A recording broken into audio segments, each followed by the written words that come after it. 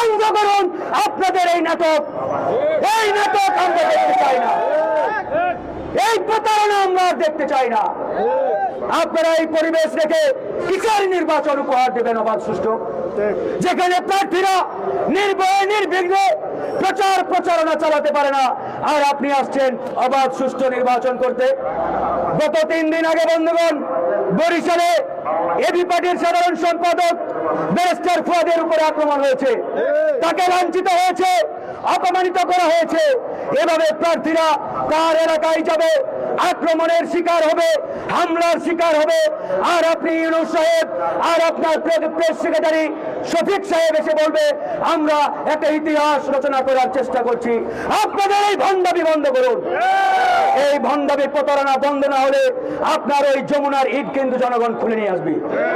আমরা বলতে চাই আমরা নির্বাচনের পক্ষে, আমরাই বলেছি ফেব্রুয়ারিতে নির্বাচন হতে হবে, তবে সেই নির্বাচন অবাধ সুষ্ঠু নিরপেক্ষ আন্তর্জাতিকভাবে গ্রহণযোগ্য নির্বাচন হতে হবে। এই 2008 সালের মতো ইঞ্জিনিয়ারিং ইলেকশনের মধ্য দিয়ে একটি নির্দিষ্ট দল কিংবা গোষ্ঠীকে চেয়ারে বসার নির্বাচন আমরা হতে দেব না। আপনারা ওই মেকানিজম করে সিস্টেম করে সব কিছু করে একটা নির্দিষ্ট দলকে চেয়ারে বসাবেন, সরকারে বসাবেন, আর আপনারা ইন্টারিম সরকার দায় মুক্তি নিয়ে আমেরিকা উড়াল দিবেন, ইউরোপে উড়াল দিবেন, আর আমরা বিপ্লবীরা আমরা বসে বসে ললিপপ চুষবো। এটা এত সহজ নয়। আমরা আবারও বলছি নির্বাচন চাই, তবে নির্বাচনের পরিবেশ নিশ্চিত করতে হবে। পরিবেশ নিশ্চিত না করা হলে আগামী ফেব্রুয়ারিতে কোন নির্বাচন এই বাংলার জমিনে এদেশের জনগণ হতে দেবে না।